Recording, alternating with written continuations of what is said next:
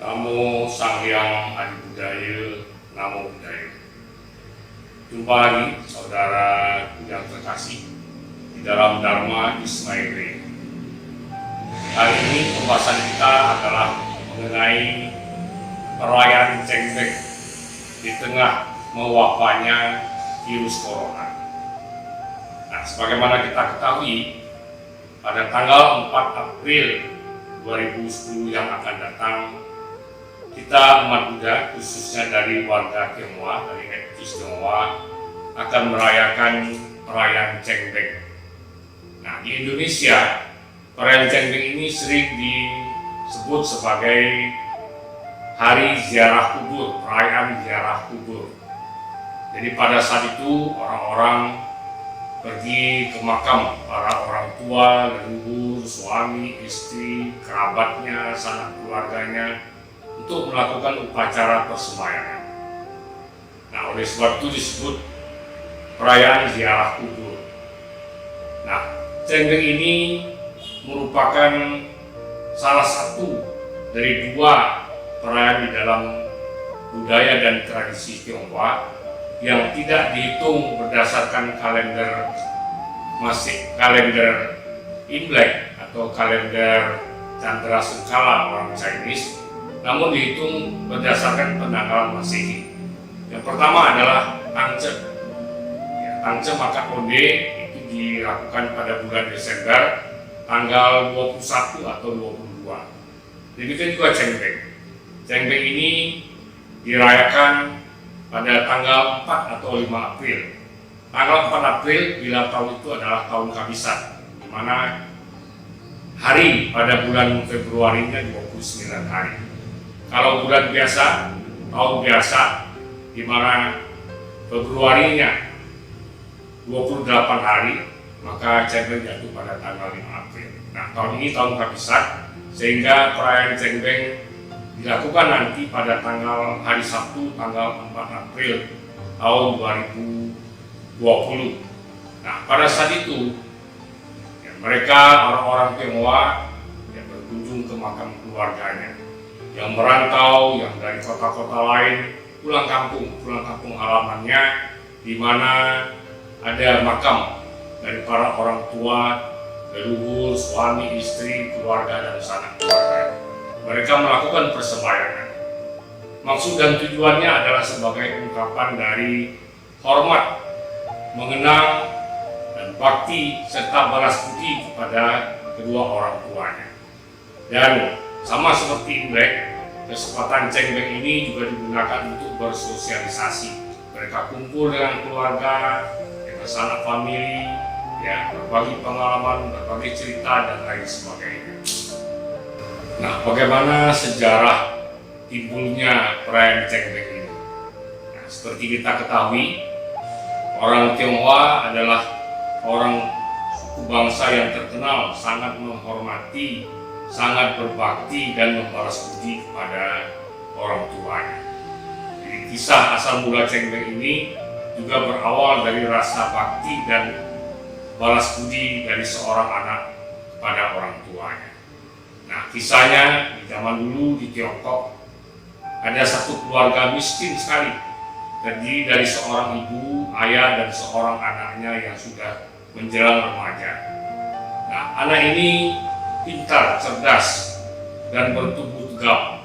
Namun orang tuanya tidak kesulitan untuk membiayai kehidupannya. Mereka sering tidak makan dan lain sebagainya.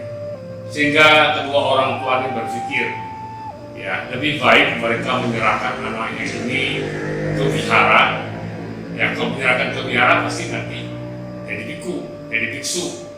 Daripada mereka kelaparan, anak ini tidak terpenuhi gizinya, nanti mempengaruhi pada kesehatan tubuhnya, pada kecerdasannya. Lebih baik mereka menyerahkan anak ini yang bernama Chu Yenchang, Ciu Guanjiang kalau dalam bahasa Hokkien. Dalam bahasa Mandarin, Chu Yenchang. Chu Yenchang ini diserahkan kepada wihara untuk tinggal di wihara, dididik di wihara. Ini adalah jalan supaya anak ini bisa hidup dengan baik, gizi tercukupi, tidak mengganggu kecerdasannya dan kesehatan tubuhnya. akhirnya dibawalah ke sebuah wihara yang tidak jauh dari kampungnya, dari desanya. Dan di wihara, Ci Guancang ini diterima oleh kepala wiharanya, biksu kepala wihara, kemudian dididik. Nah, ternyata memang Cu Yenchang ini adalah seorang pemuda yang berbakat. Ya, dia cepat sekali belajar pintar. Ya, di wihara pada waktu itu sekaligus sebagai sekolah. Dia belajar ilmu, bukan hanya ilmu agama, tetapi juga banyak ilmu-ilmu lainnya. Dan kemudian di samping itu, sebagaimana tradisi wihara-wihara di Tiongkok, mereka juga diajarkan bela diri yang kita kenal sekarang dengan kungfu. Jadi sebenarnya kungfu ini adalah diajarkan pada seorang biksu bukan untuk berkelahi, tetapi untuk menjaga kesehatan.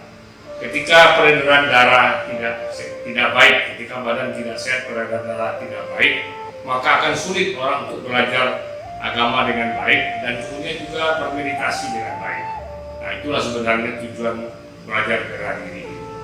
Nah, akhirnya pemuda Cu Yenchang ini tumbuh menjadi seorang pemuda yang gagah perkasa, ya, jadi seorang biksu muda yang gagah perkasa, pintar, cerdas, ilmu agamanya tinggi, ilmu pengetahuannya juga tinggi, dan ilmu kungfunya juga luar biasa. Nah, pada waktu itu di Tiongkok terjadi peperangan, ada musuh yang menyerbu ke Tiongkok. Nah, pada waktu itu sebagai seorang pemuda, kalau sekarang kita bilang bela negara, timbul rasa bela negaranya. Ya, dia punya semangat untuk membantu kerajaannya, negaranya untuk memerangi musuh. Nah, tetapi tentu saja seorang biksu tidak boleh berperang. Akhirnya Cu Yenchang ini minta izin pada gurunya, suhunya, ketua wihara. Dia lepas coba meninggalkan kehidupan sebagai sangga, ya, sebagai biksu, kemudian bergabung dengan prajurit kerajaan yang memerangi musuh. Nah, karena memang dasarnya pintar, cerdas, berkarakter baik, dan kemudian juga kehebatan ilmu kungfunya, akhirnya karirnya di dalam keprajuritan ini semakin melesat. Dan sampailah pada puncaknya Cu Yenchang ini menjadi seorang jenderal panglima perang yang memimpin peperangan, dan akhirnya di dalam peperangan tersebut mereka berhasil menumpas musuh, mengusir musuh, dan kemudian Cu Yenchang ini dipercayakan oleh rakyat untuk menjadi seorang raja. Nah, inilah raja pertama dari dinasti Ming di Tiongkok. Nah, ketika Cu Yenchang pemuda ini telah menjadi raja, telah menjadi kaisar, dia ingat kembali orang tua yang sudah puluhan tahun ditinggalkannya. Ya, karena inilah sifatnya orang Tionghoa, dia selalu ingat leluhurnya. Akhirnya Cu Yenchang ini bertekad untuk kembali ke kampung halamannya, mencari orang tuanya atau setidak-tidaknya kuburan orang tuanya, makam orang tuanya. Karena sudah puluhan tahun, dia yakin orang tuanya sudah meninggal karena sudah demikian lama ditinggalkan. Akhirnya Cu Yenchang ini dengan pasukannya kembali ke kampung halamannya. Dia cari di manakah gerangan orang tuanya. Jangankan orang tuanya, rumahnya pun sudah tidak ketemu lagi. Ya, karena sudah puluhan tahun dan orang tua ini tidak punya anak lain kecuali Cu Yenchang. Cu Yenchang ini akhirnya tidak berhasil dia menemukan orang tuanya. Nah, sekarang kalau tidak berhasil, tentu makamnya. Nah, mereka pergi ke pemakaman umum, ya cari. Tetapi apa yang mau dicari? Ya orang miskin. Kalau orang-orang berduit di Tiongkok, makamnya dikasih bongpai, dikasih batu nisan. Tapi dia orang miskin dan tidak punya siapa-siapa. Anaknya pun yang Cu Yenchang ini sudah pergi berperang. Nah, akhirnya dia kesulitan mencari makam kedua orang tuanya. Tetapi dasar Kaisar Cu Yenchang ini orang yang cerdas, orang yang pintar. Dia punya satu cara untuk mencari makam orang tuanya.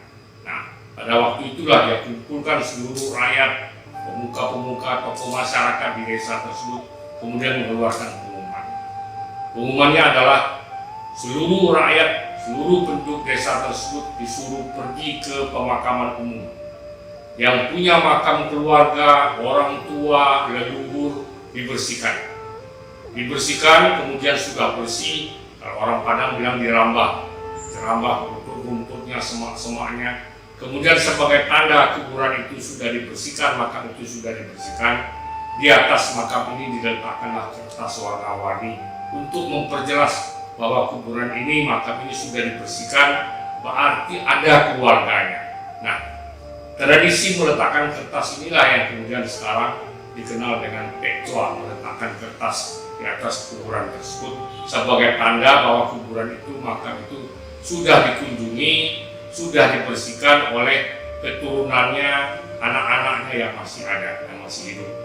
Nah, kemudian dengan mudah ya Kaisar Cuencang ini menemukan ada dua makam yang berdampingan yang tidak dibersihkan oleh penduduk desa. Mengapa tidak dibersihkan? Ya karena tidak ada keluarganya. Keluarga satu-satunya adalah sang kaisar sendiri.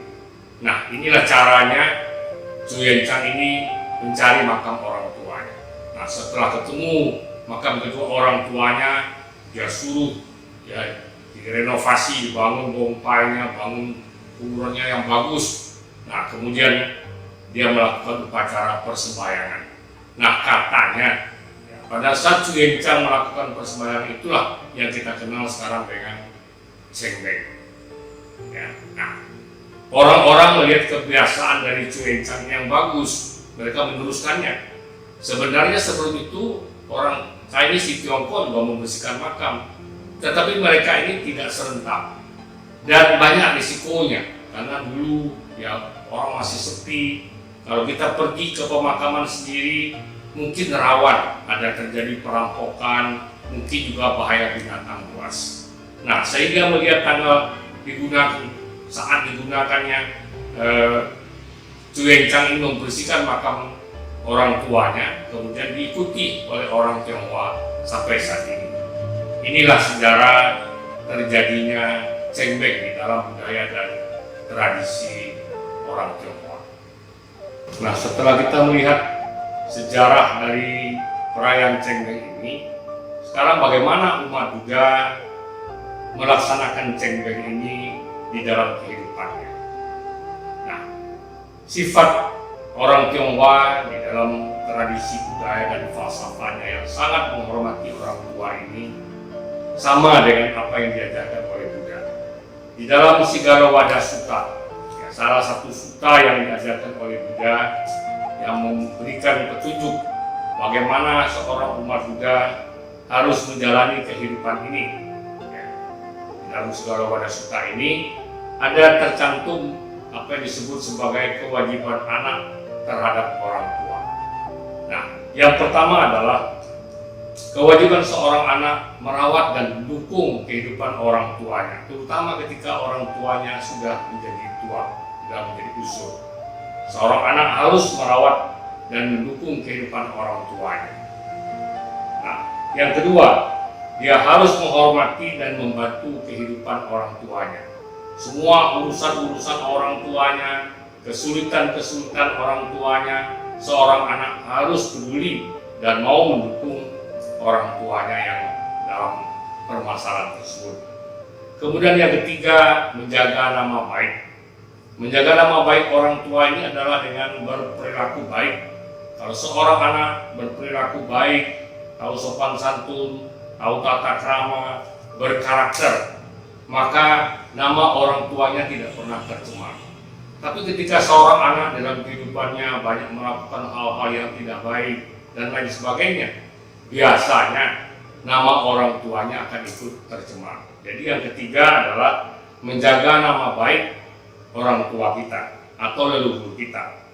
Kemudian yang keempat, menjaga dan mempertahankan kekayaan yang dikumpulkan oleh orang tua. Nah, ini mengartikan seorang anak tidak boleh menghambur-hamburkan harta orang tuanya seandainya orang tuanya punya harta, punya kekayaan.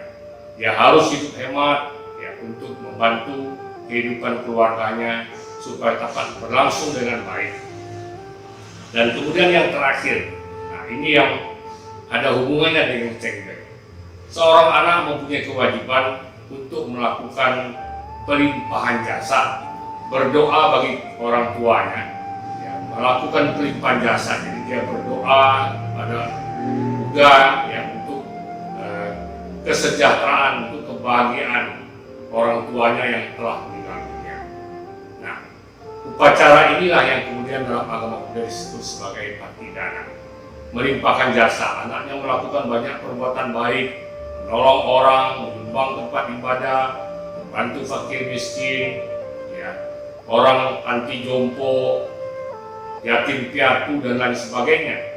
Nah, kemudian semua jasa perbuatan baik ini diperuntukkan bagi orang tuanya. Jadi semua ini dilakukan mengatasnamakan orang tuanya sebagai ungkapan dari rasa hormat, mengenang orang tuanya, membalas budi orang tuanya, dan berbakti kepada kedua orang tuanya walaupun mereka sudah tiada. Nah, inilah yang disebut sebagai patidana. Nah, seorang umat Buddha dalam perayaan Cengbeng ini dia pasti akan melakukan patidana ini. Jadi bukan hanya pergi ke kuburan, sembahyang dengan segala makanan yang berlimpah, ya, makanan-makanan kesukaan orang tuanya disajikan. Nah, sebenarnya ini hanya ungkapan balas budi tadi. Ya, mungkin waktu orang tuanya hidup, dia belum sempat menyenangkan orang tuanya. Mungkin pada waktu itu dia belum sukses, belum berhasil. Nah, ketika dia sudah sukses, sudah berhasil, dia akan menunjukkan, mengekspresikan balas budi kepada orang tua ini dengan menyajikan banyak makanan, apa yang disukai, apa yang digemari oleh orang tuanya, yang mungkin waktu selama hidupnya belum bisa dia berikan pada orang tuanya. Nah, sekarang dia berikan kepada orang tuanya dalam upacara sembahyang tersebut. Nah, namun sebenarnya esensinya bukan itu. Ya, ketika orang melakukan patidana, dia melakukan banyak perbuatan baik dengan tulus dan ikhlas, ya, dengan mengenang, kemudian sebagai ungkapan cinta kasih sayang kepada orang tua, balas budi dan bakti dia kepada orang tua. Nah, kemudian semua perbuatan baik ini dia persembahkan kepada orang tua yang telah meninggal. Nah, inilah disebut sebagai patidana. Dan inilah yang dilakukan, yang seharusnya dilakukan oleh seorang umat Buddha ketika mengadakan upacara sembahyang Cengbeng. Nah, kemudian ada satu kebiasaan pada perayaan Cengbeng ini, ya, ketika mengunjungi makam, ya, mereka mempersembahkan makanan-makanan yang digemari oleh orang tuanya. Kemudian dilakukan juga upacara pembakaran benda-benda dari kertas dalam bentuk uang dolar, baju, sepatu, handphone, TV, sepeda motor, mobil, dan lain sebagainya. Nah, memang akhir-akhir ini semakin marak, tetapi itu sebenarnya bukan berdasarkan ajaran Buddha. Itu sebagai ungkapan emosinya, ya, memberikan berbagai macam yang dianggap akan diterima oleh orang tuanya. Nah, itu hanya ekspresi dari emosi untuk menyenangkan orang tua. Nah, namun sebenarnya apa esensi dari upacara Cengbeng ini? Esensi yang pertama adalah seorang anak atau keturunan harus selalu mengenang orang tuanya, rasa hormat kepada orang tuanya, bakti kepada orang tuanya, dan balas budi kepada orang tuanya. Itu esensi dari Cengbeng. Kemudian kalau mau dikatakan yang lainnya, tadi ekspresinya, esensinya ya berkumpul, sosialisasi dengan sanak keluarga yang terpisah jauh. Mereka pulang kampung berkumpul, bercerita-cerita, berbagi pengalaman, dan lain sebagainya untuk menjalin keakraban. Nah, sekarang pada saat perayaan Cengbeng tahun 2020 ini, ya, kita dalam suasana yang sangat memprihatinkan karena mewabahnya, bahkan sudah menjadi pandemi virus corona, coronavirus disease 19, ya, COVID-19. Nah, karena untuk mengantisipasi, untuk menanggulangi, untuk mencegah meluasnya penyebaran virus corona yang memang betul-betul mengerikan ini, ya, pemerintah menetapkan beberapa peraturan-peraturan. Ya, ada kalau di Jakarta pemakaman tempat pemakaman umum ditutup, tidak boleh dikunjungi. Kemudian juga rumah-rumah abu ditutup, tidak dibuka. Nah, sebenarnya maksudnya bukan apa-apa. Itu adalah salah satu dari kebijakan himbauan dari pemerintah. Pertama, stay at home. Ya, stay at home, jangan keluar rumah, berdiam di rumah saja. Nah, kemudian yang kedua, social distancing. Ya, jangan berkumpul dalam jumlah yang ramai-ramai, yang banyak-banyak. Ya, kemudian physical distancing, menjaga jarak dengan orang lain. Jarak aman katanya 2 meter. Nah, sebagaimana kita ketahui, kalau perayaan Cengbeng ini di tempat pemakaman, di rumah abu, wah itu ramai sekali. Ya, orang dari berbagai kota berkunjung, baik dari kota itu sendiri, dari kota-kota lain, pulang kampung, sangat ramai sekali. Dan ini tentu saja akan memicu semakin cepatnya penyebaran virus corona ini, COVID-19 ini. Nah, untuk itulah dilarang. Tetapi kita tidak usah kecewa, ya, tidak jadi masalah. Sekali lagi, esensi dari perayaan Cengbeng ini adalah pertama, menghormati orang tua, suami, istri, sanak keluarga, famili, leluhur yang telah meninggal. Rasa hormatnya. Yang kedua adalah mengenang. Kita tetap mengenang walaupun sudah meninggal sekian lama, sudah beberapa kali turunan, namun orang tua tetap ingat leluhurnya. Kemudian yang ketiga, ungkapan dari bakti anak, bakti keturunan kepada leluhurnya.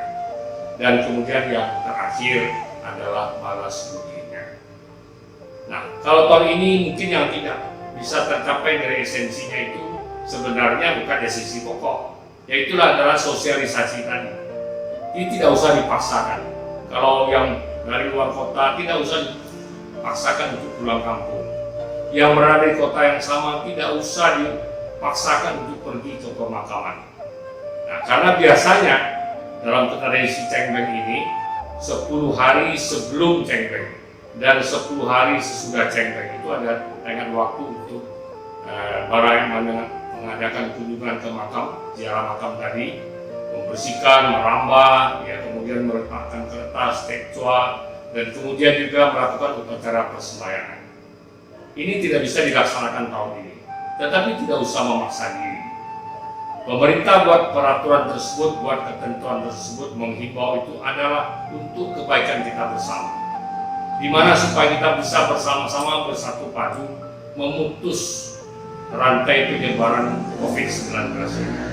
Tidak harus dipatuhi, jangan dipaksakan. Tidak ada esensi yang terlanggar dalam hal ini. Ya, esensinya kita tetap menghormat pada orang tua, mengenang orang tua, kemudian bakti pada orang tua walaupun mereka sudah meninggal pada leluhur, dan kemudian balas budinya. Kita bisa lakukan dalam bentuk lain. Misalnya patidana, kita tidak usah lakukan di kuburan. Kalau masih ada wihara yang mengadakan, walaupun dengan ketentuan tertentu, tidak boleh ya, hadir di sana, kita dari rumah saja berdoa, ya ikut saja. Karena itu situasinya memang luar biasa, bukan situasi biasa. Ya, jadi tidak masalah, misalnya kita ikut, ada wihara yang mengadakan patidana. Nanti yang sembahyang itu adalah para anggota sangha, biksu-biksu, biksuni, bikuni, biku-bikuni, kemudian ada yang panita-panita yang sembahyang. Kita ikuti saja, ya. Dan kemudian kalau memang kita tidak bisa hadir di wihara, ya kita di rumah masing-masing. Kita melakukan patidana. Yang penting pada saat kita berdoa tadi kita mengenang, ya, mengenang jasa-jasa perbuatan baik dari orang tua kita, dan kemudian kita melakukan perbuatan baik. Apalagi dalam suasana seperti ini, kita banyak bisa melakukan perbuatan baik. Seperti kemarin di Jakarta, ya, Majelis Kudayana membagikan makanan kepada masyarakat yang membutuhkan. Karena sekarang dampak dari wabah virus corona ini sudah kemana-mana. Ya, orang hidup semakin sulit, pasar sepi, ya, katanya angkutan juga sepi dan lain sebagainya. Nah, ini saat kita berbuat baik. Ketika kita berbuat baik dalam suasana seperti ini, kita atasnamakan. Saya berbuat baik ini untuk mengenal, sebagai ungkapan balas budi, sebagai ungkapan bakti kepada orang tua, suami, istri, sanak famili, keluarga, leluhur yang telah meninggal. Nah, ini adalah namanya bakti dana. Bisa kita lakukan, tidak jadi masalah. Jadi jangan dipaksakan juga sehingga kita harus melanggar peraturan yang telah ditetapkan oleh pemerintah untuk keamanan, untuk keselamatan kita sendiri. Nah, jangan seperti kejadian di Kendari, ada keluarga yang terduga terinfeksi COVID-19 terus meninggal dunia. Oleh rumah sakit sudah dilakukan prosedur yang sebenarnya sesuai dengan standar WHO, ya, dibungkus pakai plastik, tetapi kemudian keluarga memaksa untuk membawa pulang jenazah. Lebih gawatnya lagi, sampai di rumah plastiknya dibuka, jenazahnya dicium-cium, dimandikan dan lain sebagainya.